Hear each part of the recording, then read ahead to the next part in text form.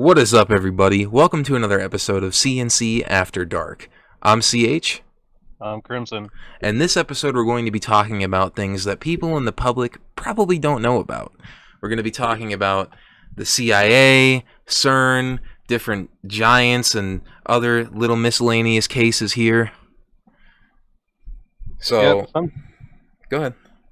Some things I like to talk about were things done by the CIA, because things by the CIA has always been in the center of controversy. Things like the flat Earth, between people that believe it's a sphere, people that it's flat, people that it's round, or people that believe that the Earth is round, as well as the moon landing. If the moon landing was actually real, if it was real, then how was the flag moving? Because last I checked, there wasn't wind in space. But that is a story for a different topic, because we're going to talk about what happens if we dive a little bit deeper into the world of the CIA and the documents and just exactly what they have done to show us their efforts to keeping us safe as one nation united under God. Okay.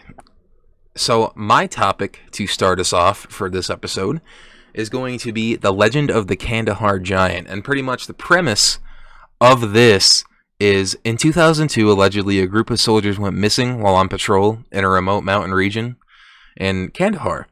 So, the story is they failed to make radio contact, so the military sent in like a special ops unit to investigate.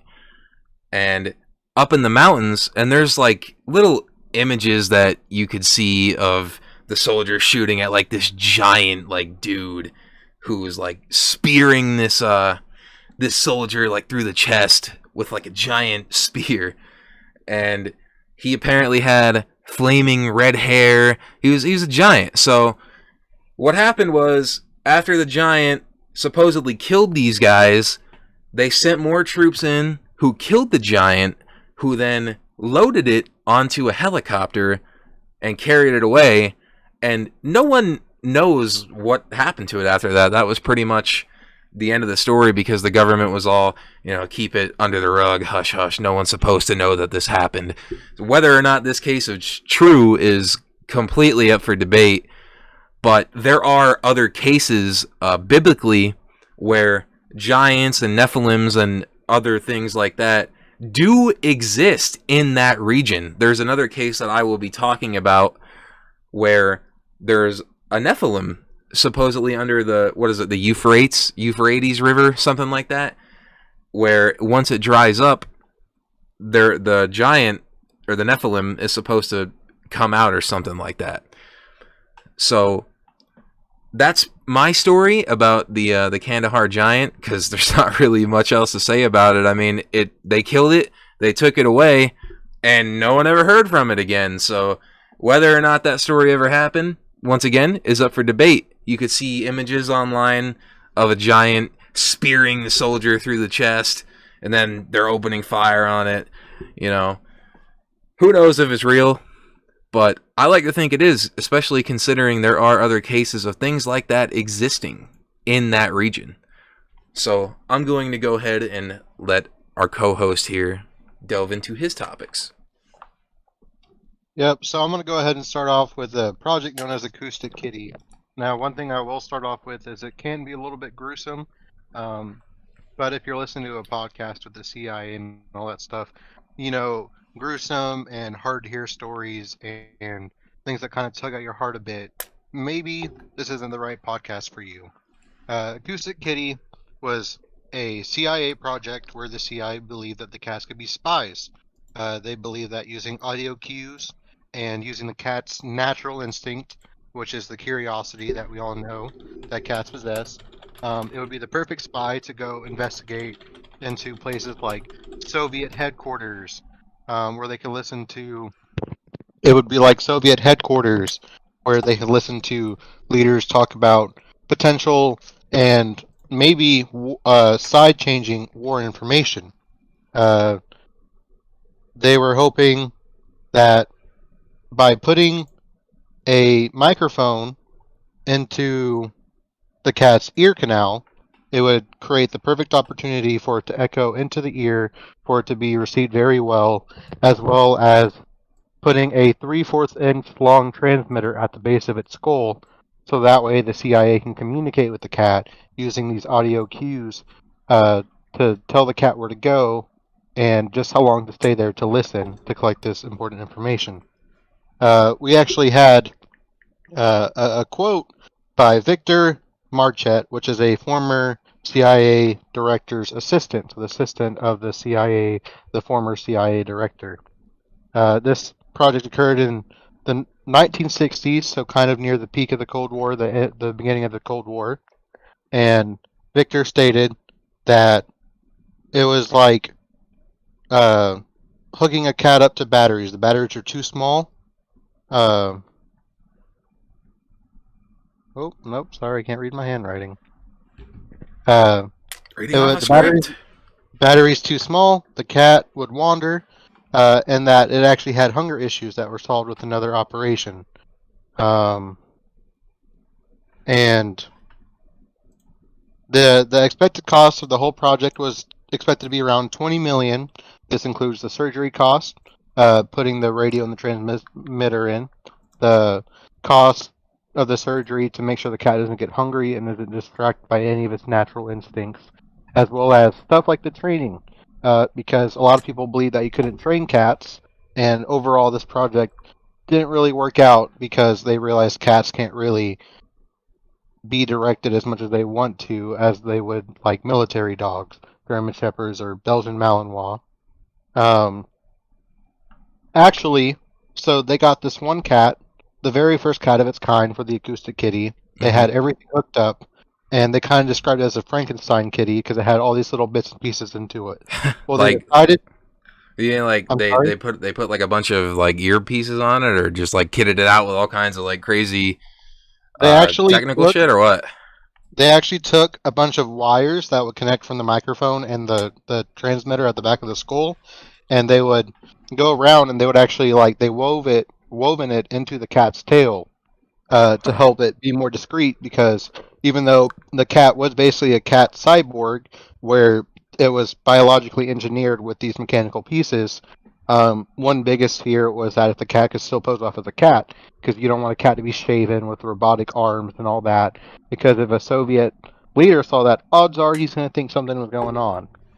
Um, so the first ever trip with this project and um, with this project going was the agents took the cat to a park and they wanted to listen to two men on a bench. So they let the cat go and the cat walked across the street and then a taxi hit it. Wow. So the cat died on its first trip. Didn't even make it to the bench, but it died on the road. Um, that immediately was just the end of the project. In 1967, the project was scrapped. It pretty much stated that the cats just couldn't be trained, which is kind of controversial now because a lot of evidence is going towards training cats. A lot of methods are going to training cats, like clicker training, treat training. There's videos out there of cats playing catch. You could toilet train them. Um, you could find a lot of things out there for your cat to do, which is great to look into, except for them being a CIA spy. Your cat is not going to be very good as a CIA spy. Um, but even though the project was scrapped in 1967, that wasn't the end of the whole experimenting with animals. Actually, in 2006, the American Pentagon, uh, the Defense Research, wanted to create cyborg insects, and so researchers at the California Berkeley University was able to create this bionic insect spy. It was a beetle, and they were actually able to tell it to start, stop, and they're actually able to control it in flight. They would kind of just stimulate the basilar muscles and could actually make the beetle turn in flight as well. Um, Nothing was really done too far with this, um, but it seems insects are the way to go with spies compared to cats, especially since the technology back then, it was really hard to tell this cat what to do when you have computers the size of your room and everything was just not as modern.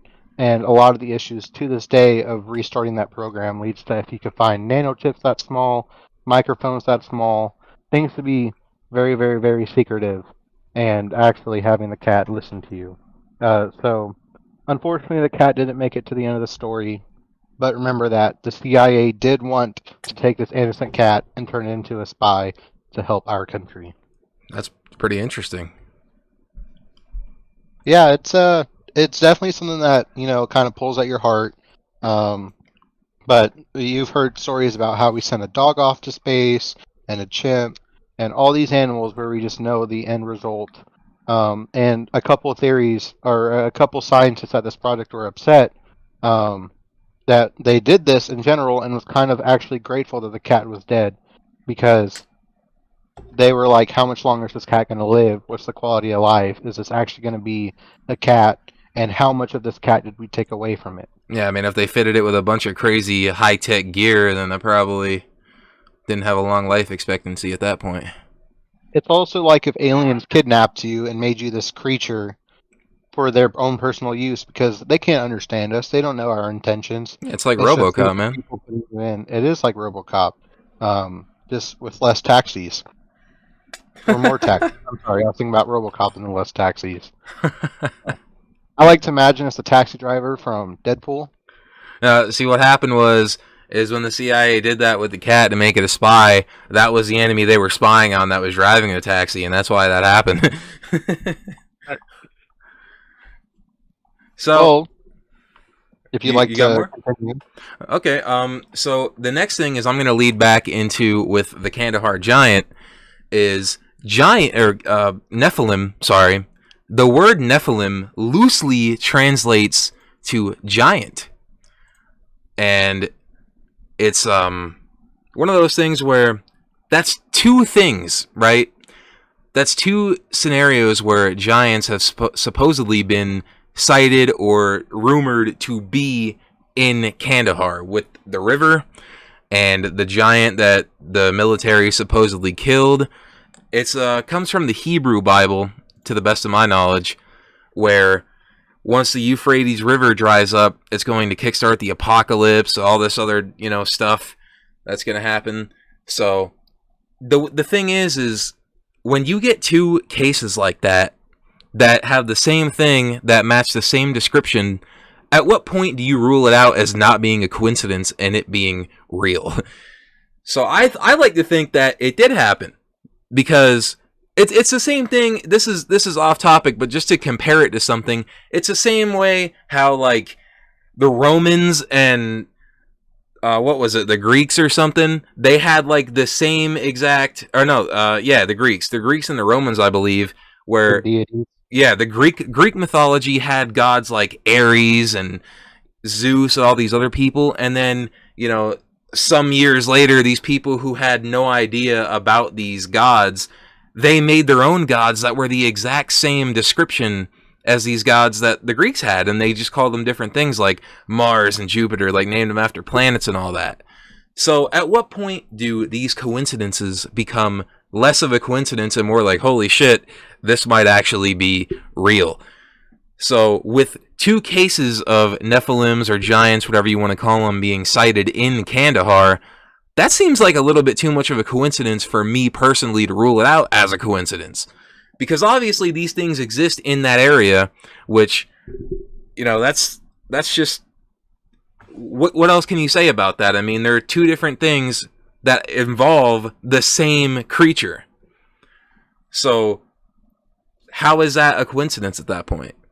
What I find interesting is how you stated that this giant was actually mistaken as a soldier, and I think it's cool to point out that Niflheim is a world in Norse mythology, or I guess a realm, 9 realms. And when you hear giant, you think of this big, probably like 30-foot tall creature. Well, they never mistook it for a soldier. It was hiding in a cave, and they like creeped up on the cave, and this giant thing with like flaming red hair came out and speared one of them, so they started lighting it up.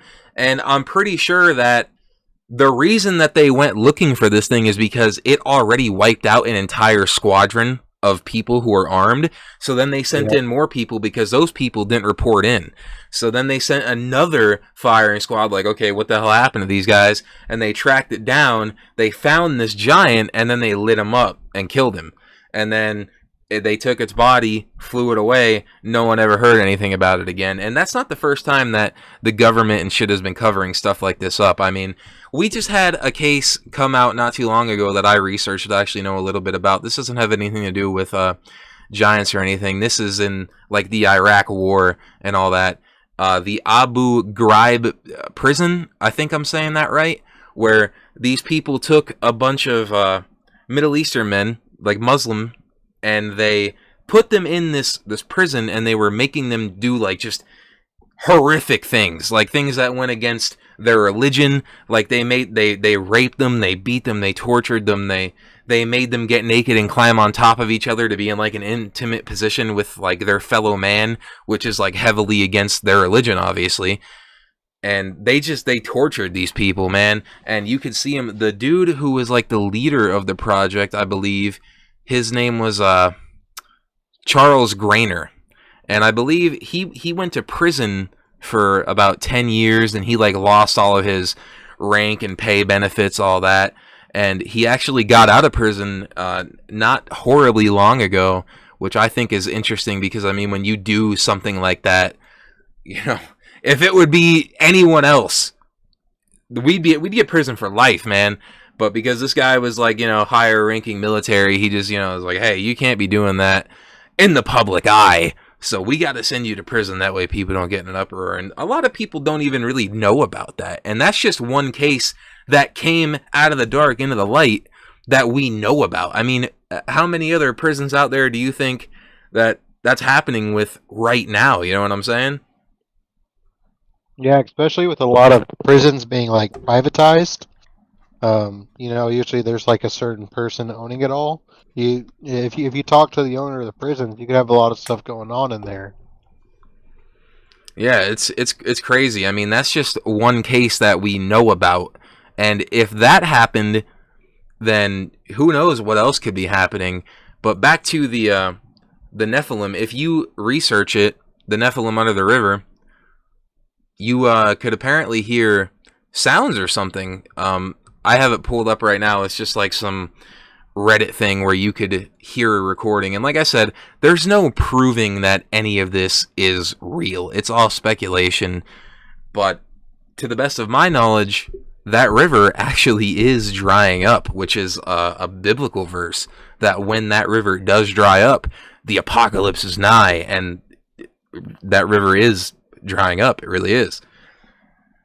And these are stories that date back, you know, like I said, it's in one of the Bibles that this happens. So this is like a long prophecy of that this creature is imprisoned in chains underneath this river.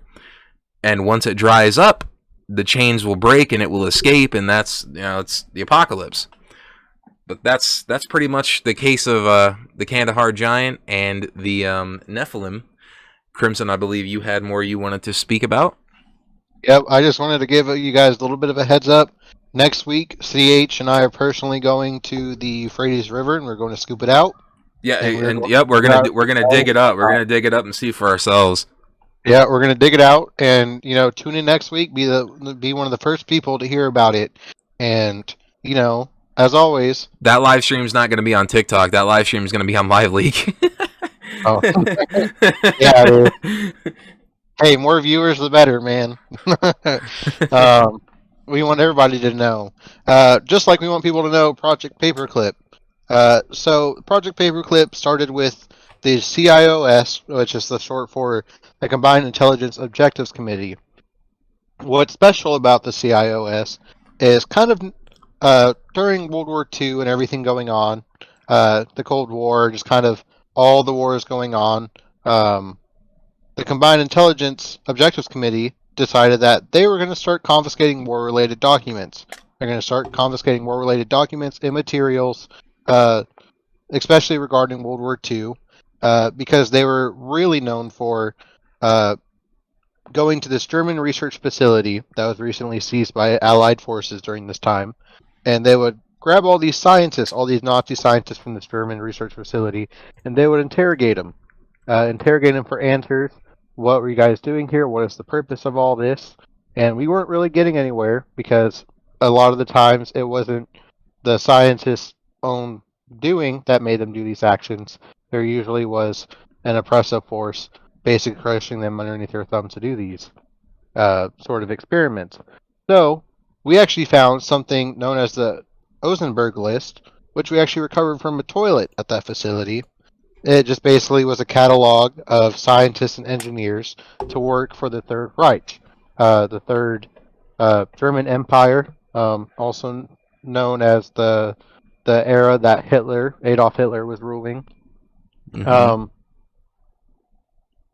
it originally Operation Paperclip was known as Operation Over East, but then became Operation Public or Paper. I'm sorry, Operation Paperclip.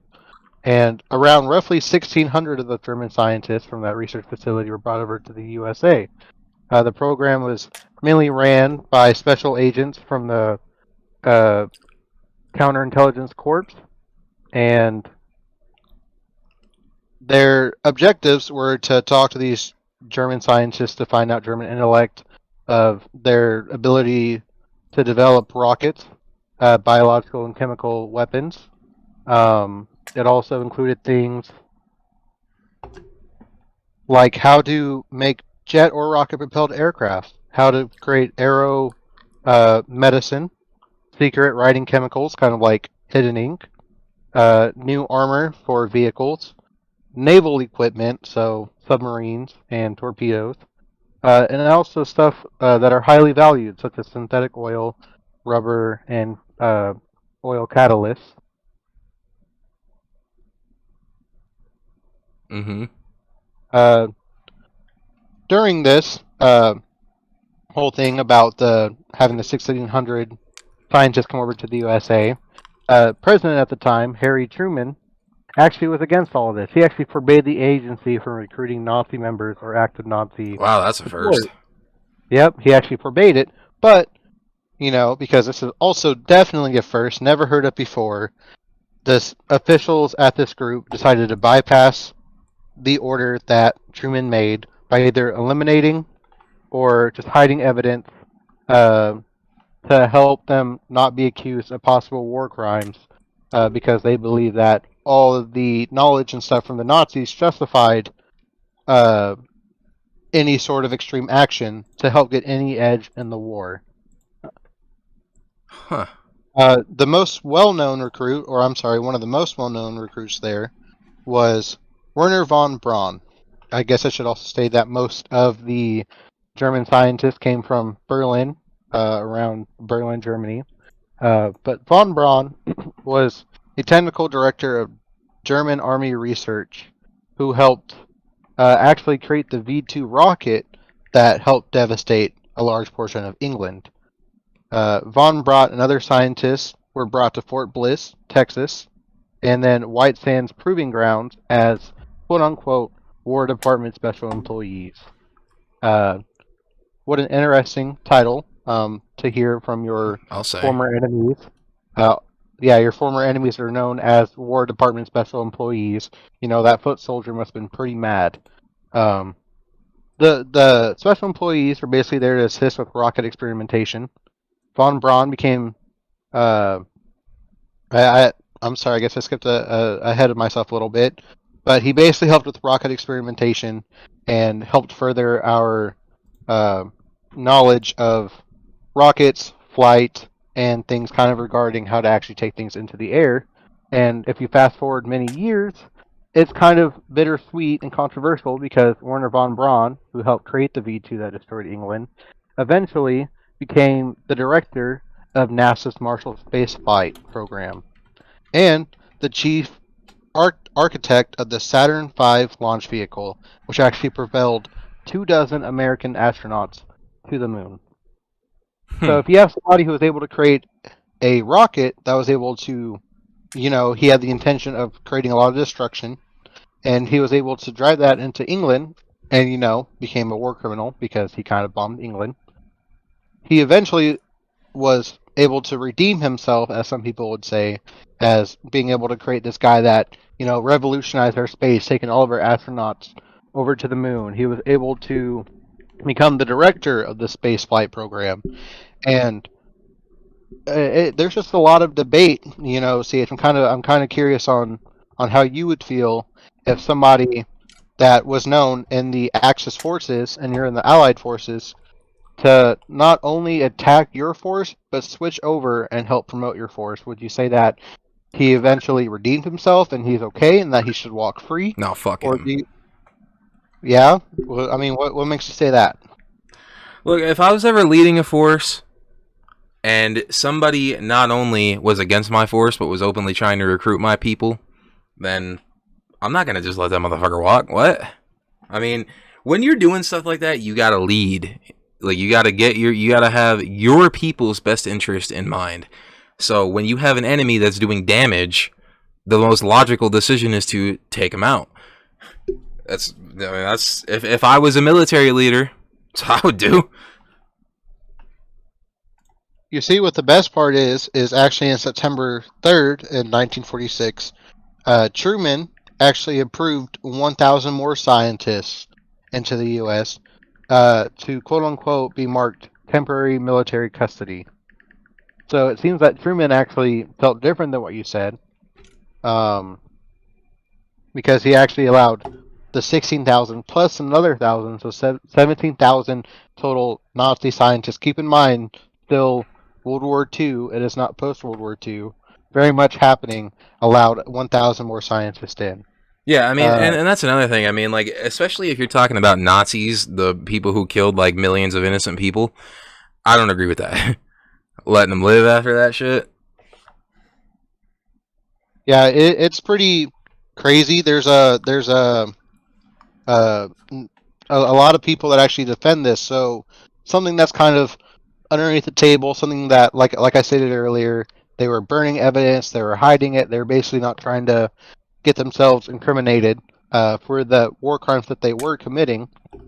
And for stuff like that, that would be called the clandestine acts. And so there's a lot of people that defend this clandestine act, arguing that, if we actually didn't take in these Nazi scientists, would we actually have won the war? Would we actually be a part of Nazi Germany now?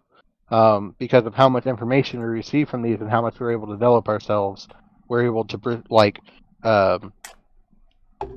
go through the war in a lot of confidence and a lot of firepower and a lot more knowledge because of the former enemy scientists. Huh. So personally, I'm bittersweet on it. I like the idea that we were using them, but I kind of like the idea more of, well, I guess I should say I don't really like it, but it makes more sense that they would be known as a war criminal. So you can get this information out of them, and you can make deals and negotiations out of it, but to actually have them fly in, change their name, change their identities, give them complete freedom, and able to walk away and be fine. I understand that a lot of it was, like, oh, you have all these Nazi soldiers putting all these guns to your head and your family's head, and you choosing these to protect it. That's a reasonable thing. I probably would do the same thing. But you have to know that you chose this action. The other side isn't going to be fine with that because you still, I mean, keep in mind, one of the most known guys created a rocket that did a lot of damage on England. So why was he able to walk free? I get negotiation, but you have to understand the consequences of your actions. You picked the lesser evil. You picked your family living, but that doesn't mean that you're just guilty free and or guilt free, guilt free and just safe from all of this, that you're just a victim as just as much as the other people that you helped hurt. Yeah, see, I'm believe in justice. So people who do bad things, they should be punished for it. Like that Charles Grainer guy who only got 10 years in prison after doing all that horrific shit. And if you're done on your subject, I'd like to actually backtrack to the Abu Ghraib prison because I completely forgot that I have a picture I would like to show. I can't show all of the pictures because they are horrific. So if you want to see them for yourself, you have to look up the Abu Ghraib prison torture. But I have this picture here that I can show, probably. This is what they did to people. They made them dress up in this little like cloth, put a sack over their head, and made them stand on the box with their arms outstretched, and they would shock them, which is just, that's no way for somebody to treat their fellow human being, despite your religious differences or your ideologies. I mean, that's just like inhuman. And this guy, he pretty much got to walk for it. I mean, they did all kinds of horrific things to these people just because of what they believed in, man. And it's just, it's crazy how he only got 10 years for it. Like I said, I can't show all the pictures because they are horrific. But I showed that one of the guy standing on the box. It's downright like evil at that point. The things that they do. That is, it is pretty atrocious that if you have the right connections, you know the right people, you could basically do pretty much anything and get away with it as long as you have the right connections. Everybody could be bribed. Everybody could be sought out. There's always, even the people that are the good guys and they won't turn down anything, they're more seen as a threat to the more corrupt. Well, here's the thing: is people always say like there are no heroes in war, and I agree with that. I mean, like, when you do horrific shit just because you think it's right doesn't mean that it is. You know what I mean? It's just like a bunch of rich people putting poor people against each other, and then they reap the rewards. That's all it is. It's a not to mention it's a game of power. Yeah, reap the rewards, profits. It's it's. I'd like to comment. One popular quote from the song "Fortunate Son" during the Vietnam War, I guess I should say the song was about the Vietnam War. Was he said, "I ain't no senator's son." Basically, if you're the senator's son, you're exempt. You have to go to war. Yeah, because the senator's your dad, and the senator has that political power. Absolutely. But keep in mind that you're this guy. You're the son of this small town father who started this roofing company from his own bare hands, worked it hard for 50 years, retired, passed it down to you, and you're ready to take on this roofing company, and you make a smile on everybody's face, and all of a sudden World War II happens of outside forces that you never ever have even heard of, and all of a sudden you get a piece of paper saying that you have to go fight for these people just because I wouldn't do it, man. I'd honestly just go AWOL. I ain't convening to no draft. Take the fight in the jail. And there's a lot more. It's also funny because with the draft then and the draft now, people are so worried about the draft now, but there's so many we have so many people in reserve.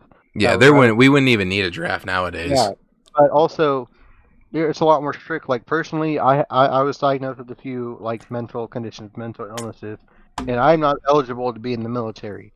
And judging on how popular mental health is now and how aware everybody is, how many people are not going to be qualified for that draft anymore. Oh, yeah. So, thankfully things did kind of get better, at least in our point of view, the USA. We're talking about the CIA. This doesn't go on to other parts of the world where, unfortunately, civil war is happening. We all know about Russia and Ukraine. We all know that still isn't ended. Or has not ended, and it's probably not going to end for a little bit longer, which is really kind of weird when you think about wars, because wars really don't go on that long. Like, the Cold War is super long, but not a single bullet was actually fired off of that. It was all known as like a game of chess, a tactical war. It was all like a tactical war, and there wasn't any actual combat, and so that lasted a bit longer. But when you go to the Panama. Hasn't the Middle East been at war for the past, 50 years or some shit like that? Yeah, but that all comes down.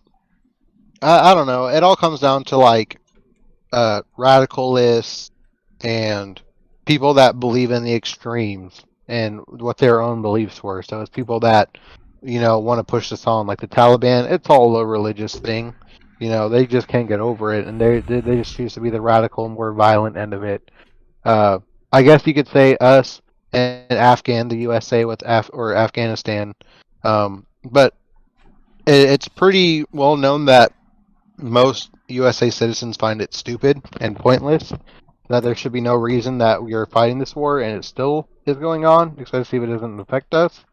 But it all comes down to people that just can't take a hit to their pride, and so they would Pretty rather keep much. sacrificing lives instead of just being told that we were lost. I mean, how many people died in the Vietnam War?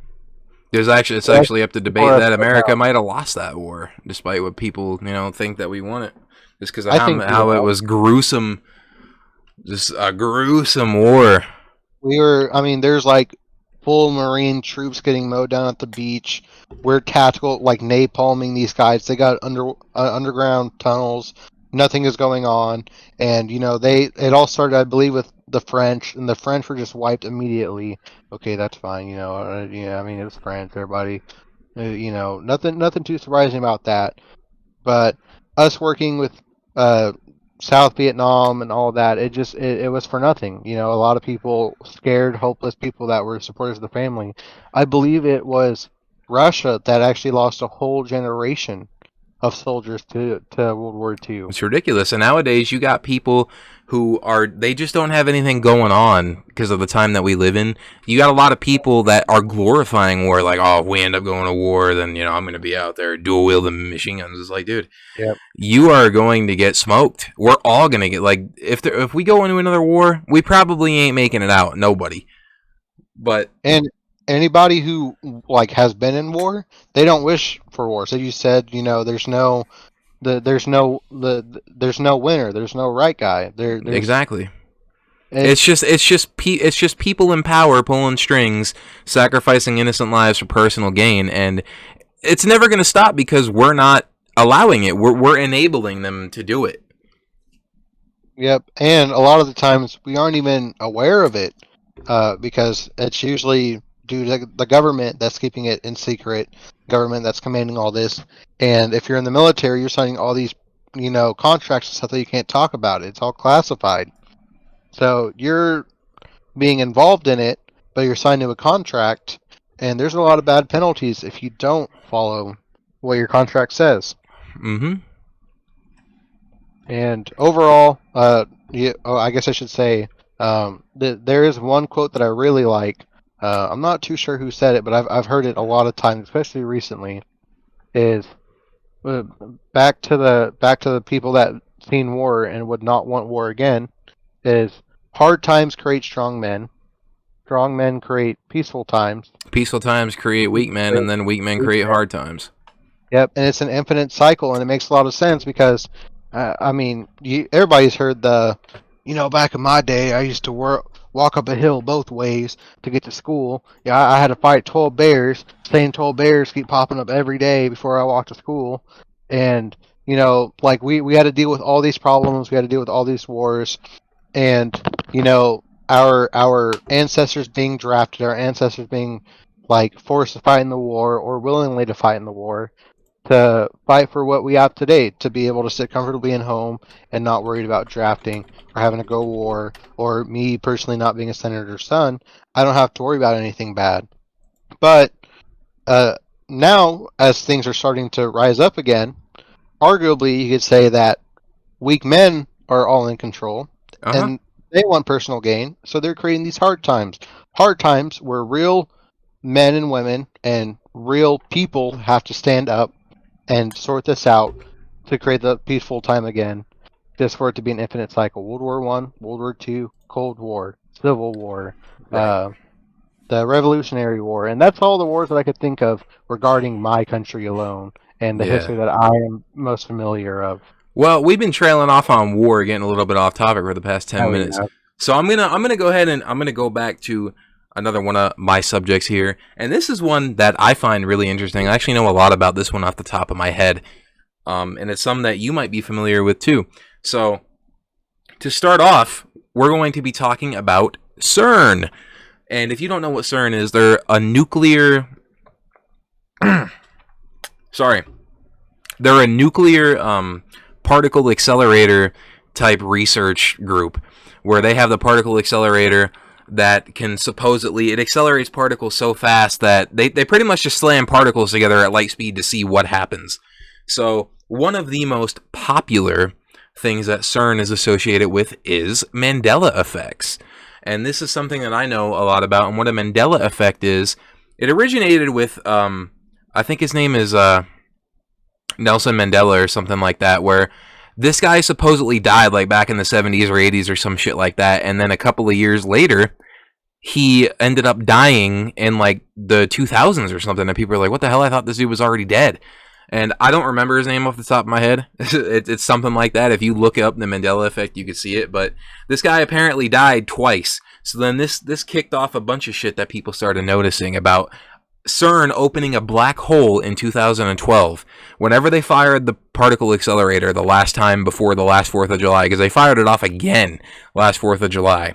So people were saying that they fired off this particle accelerator, and it opened up a black hole and transported us into an alternate universe. And I'm going to run some Mandela effects by you to see live how you remember things, and I'm going to tell you if that's the way it is. So number 1, do you remember the peanut butter being Jif or Jiffy? Ooh, that's a wow! You just threw this right at me in the beginning. I want to say Jif. Okay, yes, it's Jif, and it always has been. Do you remember Oscar Mayer or Oscar Mayer? Do you remember it being spelled with an A or an E? An E. Okay. Do you remember the show Sex in the City being Sex in the City or Sex and the City? Sex and the City. Really? I think so. Wow. Okay. Well then, that was a sharp start. I'm not gonna lie. Here's the kicker. You may be from this reality then, where me and a bunch of other people who remember things differently are from a different reality. Because I remember Sex in the City. I remember Oscar Mayer. And do you remember the Monopoly Man having a monocle? No. Yeah, the Monopoly Man used to have a monocle, and in this reality, he doesn't. Do you remember Luke saying, "Luke, I am your father," or him saying, "No, I am your father"? Luke, I am your father. Wrong. He never said that. He said, "No, I am your father," and he always has. He never said, "Luke, I am your father."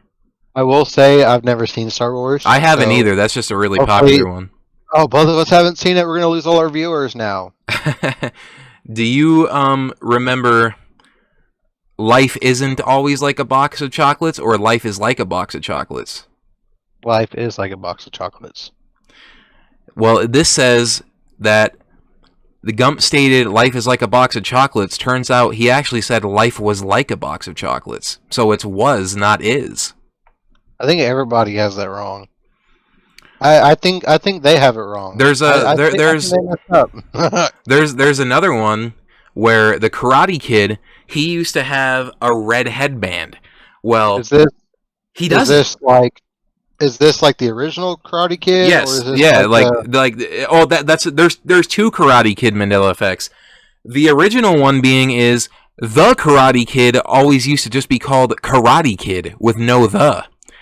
And apparently it's the Karate Kid, and it always has been, even though people distinctively remember it being Karate Kid. There's also another one in the Karate Kid where his headband used to be red.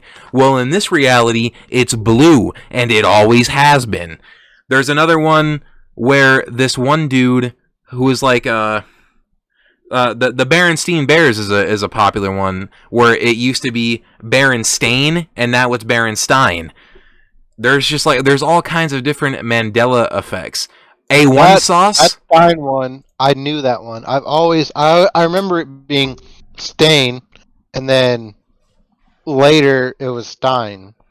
It's either one or the other. I can't remember. Do you know A1 sauce? Well, A1 sauce used to have a dash in it. A-1. Well, in this reality, it doesn't have a dash in it. It's just A1 sauce, and it always has been. There's one where there was the Mona Lisa smile, where the Mona Lisa never smiled. In this reality, she's smiling. And like it was always like the Mona Lisa one was always a big one, because people would always be like, "Oh, why did, Leonardo da Vinci paint that girl? She's not even smiling." Well, now in this reality, she is smiling, and that was always like a big thing about the Mona Lisa, is that she wasn't smiling. Well, now she is, and she always has been. Instead of the Statue of Liberty being on Liberty Island, it used to be on Ellis Island. You could actually find pictures that where people are leading up to a staircase on Ellis Island that leads to nothing. It's actually really eerie to see. Because, like, the Statue of Liberty apparently used to be on Ellis Island. Now it's on Liberty Island. And you can see these old pictures of people just on a staircase on Ellis Island that lead to nothing. Like, there's nothing there. So, like, these Mandela effects, they've been around for a while. Ever since we've had this CERN shit where they supposedly opened this black hole, we've had all these cases of people remembering different things. So the story is you are remembering things from an alternate version of yourself. And people are always talking about, like, oh, how do we get back? How do we get back to that original reality? And if you want my opinion, you can't. It's gone. Because if that is true and we did jump to this reality, that reality most likely is gone. There's no way to get back there. It's just gone. It most likely doesn't even exist anymore. And you know, one crazy one that was out there was the Tinkerbell Disney intro. There's a few versions out there, but I believe it's one of the most controversial ones is where she kind of like, if I remember correctly, it's the Disney castle, and then Tinkerbell is flying through, and then she taps the top of the castle with her little wand, and then like the stars come out, and then Disney pops up, the Disney logo. Well, there's a couple versions out there where it was a different color of the stars that came out of the wand, and I think one of the most largest ones that people believe was her not actually tapping the castle, but she spun around the castle. Huh. Do you remember? And then it just popped up. Do you remember Curious George when he was hanging from the tree by his tail with the man in yellow? Yeah, well, you shouldn't, because that never happened. He doesn't have a tail, and he never has. But some people, myself included, I distinctively remember a picture of Curious George hanging upside down by his tail from a tree, dangling in front of the man in yellow. And in this reality, he's never had a tail before. There's another one, the Fruit of the Loom, the underwear company. Their logo used to have a cornucopia with fruit spilling out of it. It doesn't anymore, and it never did. Like and you got to ask yourself, all these people are remembering the same shit that apparently never happened. It's just like what we were talking about earlier with the giants and the Nephilim. At what point does it become too much of a coincidence to be a coincidence? How are all these people remembering this shit that it's never been real? It isn't like that. Like the cornucopia, Curious George's tail, all this other shit. Like it's never happened. And actually, we had it backwards. It used to be the Berenstain Bears, like Berenstein Bears, and now it's Berenstain Bears. Do you remember Cheez-Its being Cheez-Its or Cheez-It? And answer honestly. Don't think logically. I think it's Cheez-It only because one thing I've noticed is like the restaurant Sonic Drive-In. I work there. I know it's Sonic. I grew up with my family saying Sonics. So for the longest time, I thought it was Sonics. Okay, well, it is Cheez-It, but why do people call it Cheez-Its then? People call it Cheez-Its. It used to be Cheez-Its with a Z, and millions of people remember this, but it never had that. That logo never existed. It was always just Cheez-It. Like all these different Mandela effects. I think I remember hearing about that. The Cheez-Its with the Z at the end. Yeah, like these are all really popular Mandela effects. Do you remember Looney Tunes, like LOONEYTUNES, or do you remember Looney Tunes as in Looney TOONS? I think TUNES. Yeah, that's the way it is, but some people remember it Looney Tunes with two O's, me included.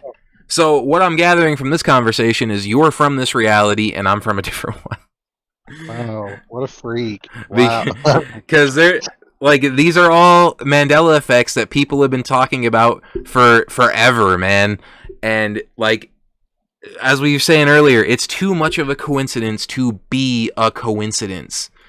Like, all these different people remembering all this different shit, there's no way. Like, CERN fired this thing, if you're not familiar with what particles are, I actually learned this from an Albert Einstein AI. The whole world around us, we're made up of matter and different particles. So what you perceive as a desk, what you perceive as a door, wood, all that shit is just particles and mass together forming something that you know as wood. But in reality, if you look past that, it's something else entirely. It's a bunch of particles and matter that mushed up together and created like a mass, like a form that you know as wood, but that's not what it is at all. And if you can learn to look past that, we actually I don't think that we are anywhere close to being able to control dark matter, which is what the universe is made out of. But if we ever are able to control dark matter, we could create our own universes. So perhaps we do know how to do that, and that's what happened. Or maybe we opened up a black hole and we got sucked into an alternate reality. But all I know, and I could tell you this confidently, is I remember these Mandela effects personally. I remember all these Mandela effects, and that's why I got into it, because I was like, dude, there's no way that's real. And then I would look it up, and it's like, holy shit, it really was never called this. It really never was called that. It's different. Like, these Mandela effects, they're remembered differently by everybody. So then people came to the conclusion that, okay, some people are getting memories from their alternate self, and some people just have been in this reality all along. And I remember things differently than a lot of it. And there's a channel. Look, there's a channel on TikTok that I like watching. I can't remember his name. He wears like a mask. I really like watching his videos. He does all kinds of like Mandela effect shit. And a lot of the times when he has to show proof of how things look before, he has to Photoshop it. Because it doesn't exist. You can't find pictures of how we remember it because it doesn't exist, and it never did. So he has to go out and he has to Photoshop this shit and make it. And then we're like, wow, yeah, I remember that. And then he's like, hey, and that's never how it was. I had to make this picture like this because it doesn't exist. So, alternate reality, man. You know, CH, that actually kind of makes me think of my next little title, where it all comes into, all makes sense. You know, people are remembering this, people are remembering that. But what if it all came down to, you know, just a little theory there of brainwashing? And I'm talking about specifically about Project MK Ultra. Now, this is just a quick summarization. Project MK Ultra is huge. Arguably, it still goes on today after it was already claimed that it was no longer and shut down. But MK Ultra was basically a bunch of clandestine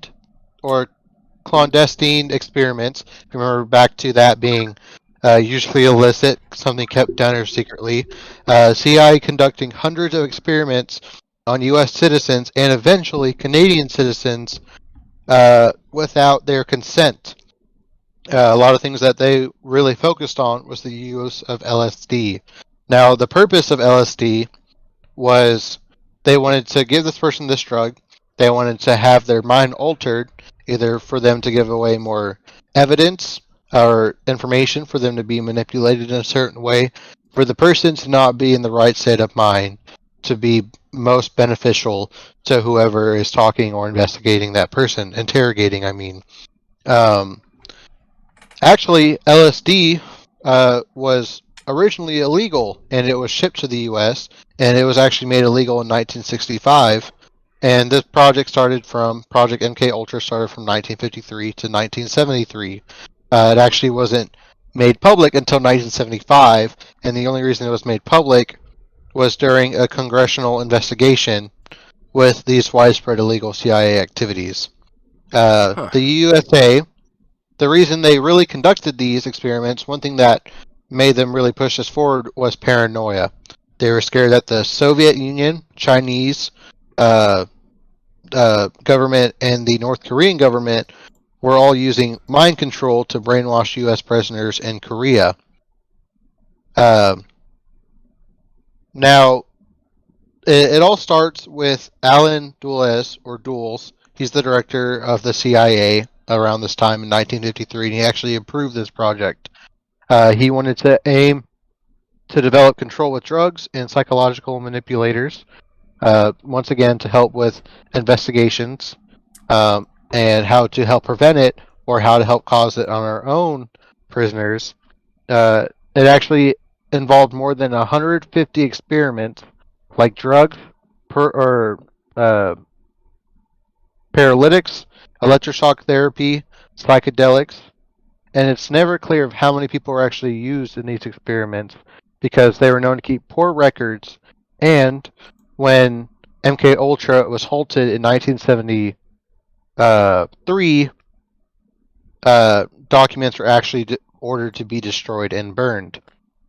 Huh. Now, LSD is short for lysergic acid diethylamine, and under a special important agency, chemist, and poison expert known as Sidney Gottlieb, I hope I pronounced that right, she was basically responsible for helping push this project forward into actually the mind manipulation and how to configure our brains and how to alter them and learning how to alter them.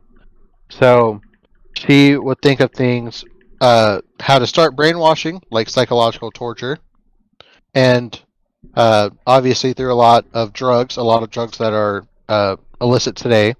And it all started with these studies being funded in popular universities like Columbia University and Stanford University, and of course a bunch of other colleges were all on top of this study for the LSD. Uh, One important guy was known as Frank, or I'm sorry, not Frank Church. One important guy was known as Ken Casey. He was a popular author of a book, and he volunteered with the CIA. He was like, you know what? I'll help you. I'll have these LSD fueled parties, and we'll just call them acid tests. We'll have a bunch of acid going around. We'll just give them to a bunch of people. Keep in mind, consent was not the goal of this project, so probably like a fruit punch bowl that everybody was sipping on that ended up being laced with LSD. Uh, and a couple things they would do was they like to see what the drugs would be best paired with and the effects of it. So they would like to pair drugs with music.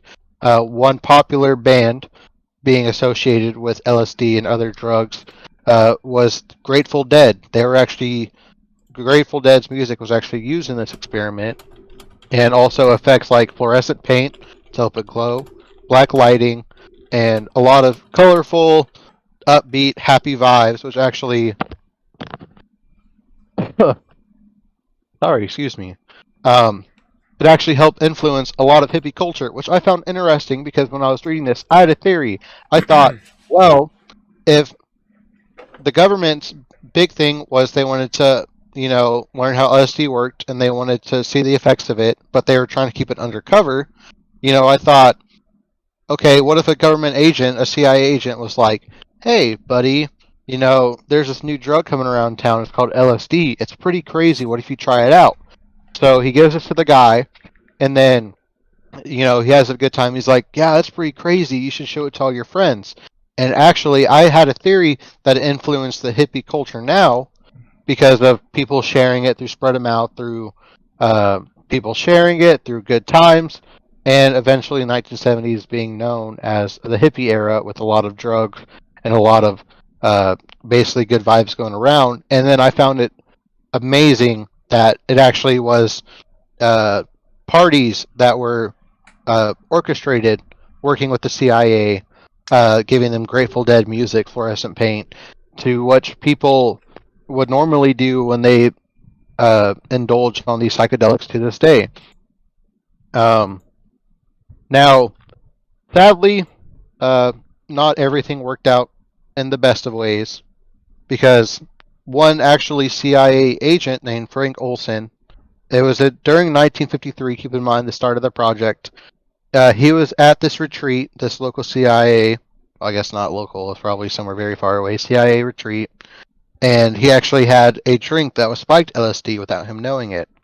A few days later, Mr. Frank Olson was actually found dead, Of and course. from an alleged suicide where he fell out of his hotel room window. And he, like I said, he was found dead. It was alleged suicide. But the family of Olson actually found this kind of weird and was like, why would he do this? Especially if it's a couple days after. And so they decided to have an autopsy performed in him on 1964. Poisoned. Yep. Well, actually, no. But he did have a bunch of injuries on his body, and professionals that performed the autopsy actually ruled it that more than likely they were inflicted before he died, quote unquote, fell through the window. Well, I guess I should say allegedly fell through the window. And, this started big rumors that the CIA actually did this assassination. Kind of want to keep it on the down low so he doesn't tell anybody, hey, they did this to me, or, they're doing it without people knowing. Because once again, this is very hush hush. A lot of people aren't going to be happy with it.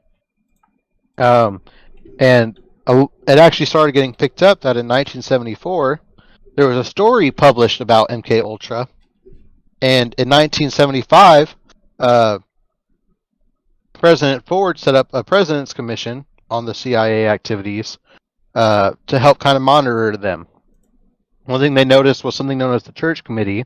No, not known as like a religious church. It was led by an Idaho Democrat Senator Frank Church. And Church of the Church Committee was actually under investigation of intelligence agency abuse. So CIA, FBI, all those high government intelligence agencies were actually working with the Church Committee to kind of plan things like foreign leader assassinations. One popular one is that they helped orchestrate an assassination attempt on Fidel Castro, the previous Cuban. I guess he was. I'm just going to say leader. I'm not too confident what his position was. So because after they found out that they were planning to assassinate foreign leaders, which is a big no-no, Ford actually decided that he is going to use his executive order in 1976 to prohibit men or prohibit experiments on people without their consent being known. So after the CIA was like, you know what? Fine, we could do a couple things, and we're just going to go ahead and we're going to start our own little volunteering group, and we're going to have all these volunteers come in and do our little project. And one thing that was known that the volunteers had to go through these projects was when they were given LSD consecutively for 77 days. 77 days they were tripping the entire time. Now, a couple side effects that LSD can cause is lack of sleep, obviously dysphoria. It can create bad hallucinations, and I'm sure that these experiments proved all kinds of scenarios. Once again, here's Grateful Dead. Okay, you're smiling. Now we're gonna flicker the lights 30 times and have gunshots all around you at your feet and make you dance like a little monkey. That probably didn't go very well for the people in those experiments. And it was for 77 days, not to mention how expensive it was, because acid was proven to have, spike your tolerance up, that if you do just, let's say, one tab for one day, you'd have to do 2 tabs to feel something the next day. So you have all these people for 77 straight days of taking acid. On people's dreams. It's like the Russian sleep experiment. I think that was a creepypasta. Yeah, I've heard about that too. I don't know if I heard it associated with creepypasta. Maybe that's something for another episode. Maybe. But sadly, this didn't stop the CIA though. The CIA was still like, you know what? We're gonna go ahead and keep drugging people. We're gonna have parties, and we're actually gonna kind of move our territory over into Canada a little bit. And we're actually going to go ahead and just start drugging Canadian citizens without them knowing. Now, obviously, this is a horrible idea. It's what you would think. The Canadian government actually learned about it. And was like, yeah, this is pretty great. You can keep on doing it. We're just going to see how it goes. So then CIA was just allowed to conduct all these non-consensual experiments on Canadian citizens. Eventually, over time, though, it was, under hot water, it being taken apart, documents being destroyed, that 55 families were actually known to go ahead and seek action against the CIA, and I couldn't find anything to see if they were compensated about it or not. I believe they did win the settlement, and they were compensated their money for their non-consensual things, which is crazy because usually the government's like, you know what? Here's a giant middle finger, and actually, you could pay us for some fine. Pretty much, yeah. Taxes. Hand it over. Yeah. Back to the documents being destroyed. There is reported over 20,000 pages in this one project, with over 150 little mini projects. But basically, very little to none out of 20,000 pages. Around 8,000 pages were discovered in 1977. And the only reason why is because they were kept in a facility that wasn't really known to keep high, value, very classified documents. So it was just kind of under the radar the entire time until it was recently discovered, which is helping us learn as much as we know now. Because unfortunately, we will never get the full story since all of the documents were burned. And there was a British psychiatrist who actually ended up working with the CIA, and they were like, it'd be really cool if we could use this with my work to help treat schizophrenia, especially during the 1960s, 1970s, and time before that, even a little bit after that. Mental illnesses were not very understood, and were actually kind of stated as taboo and a problem, and ended up causing stuff like lobotomies and all that, which is obviously a topic for another day. But his idea was, well, to treat schizophrenia, we could do things like electrocute people. We can give them electrotherapy, but we're going to boost it about 30 to 40 times above what the recommended power limit is. Electroshock therapy. Yep, 30 to 40 times the amount of power.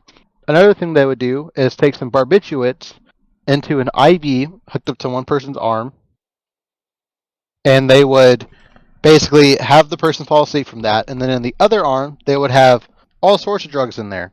They would, not mix them in, but they would have stuff like heroin, methamphetamines, LSD, marijuana. Marijuana was injected through the IV, which is pretty scary. MDMA, also known as ecstasy, mescaline, and psilocybin, so mushrooms. A concentrate of that was also forced through the IV. And what's crazy is a lot of these experiments, as I said before, they were done non-consensually. They actually have little programs and little things about how could we get these people to fall for our traps. So the CIA actually hired a bunch of prostitutes, and they were like, okay, we can go ahead and we'll have you talk to these guys, the people that want to talk to you, and we'll have you lead them into this warehouse where we'll proceed to knock them out, and this unconscious person will be our little experiment. And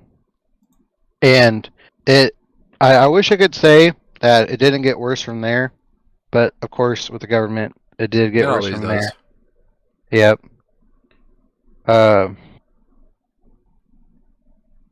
So I'm sorry, I accidentally dropped something. And yeah, so they had a bunch of prostitutes lead you away, and one guy actually stated that it was kind of a party when we had these little things. We would investigate this guy, we would torture him non-consensually, he wouldn't know what's going on, and it was known to be kind of lighthearted, and just it kind of a rough draft. Unfortunately, I didn't write down the quote, but this one guy described it as, you're supposed to be this nice guy in society, pay everything on time, have good morals, and just be a goody two-shoes. Living in societies like prime citizen is what you always want to go for, and there's consequences if you don't follow that. But what if you're one of the guys that enforce that, and all of a sudden you could lie to these people, you could have these people raped, you could have murder, you could have trafficking going on. You're basically this red-blooded human who's allowed to indulge in all these negative emotions and negative actions with little to no repercussions. And that's what most of the CIA agents were happy and looked forward to, was getting to indulge in their bad little thoughts that you're supposed to push away.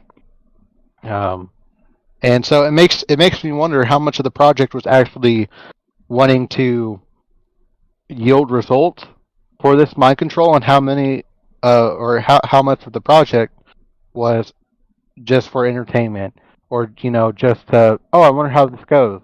like electrocuting somebody 30 to 40 times the recommended amount of power. Hmm. But the best part about all of this is it's just a theory. It's just a theory that Russia and China and North Korea mastered mind control and brainwashing.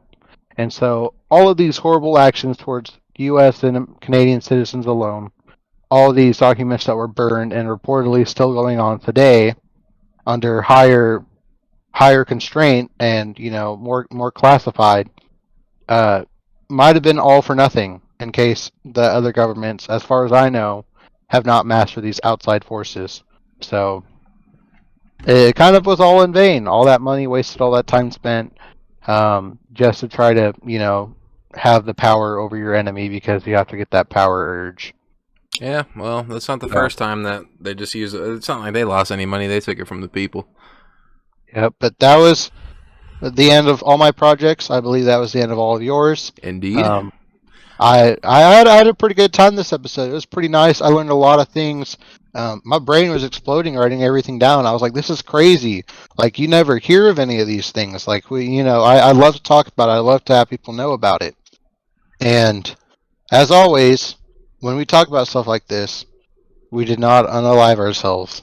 Yep, that's right. Yep. No unaliving here. Have no intention to. I plan on waking up tomorrow and going on with my day, and the day No, after you're that, gonna have an after accident that. and fall out the window. I was just about to say fall out the window. Now, oh man, I'm really thirsty all of a sudden. Yeah. Wow. I Well, feel like I should just. what Oh were wait, you- hold on. Why is there all these bugs flying around? Why is this window talking to me to jump out of it? Well, that has been episode 3 of CNC After Dark. We hope you enjoyed listening. We had a good time recording it.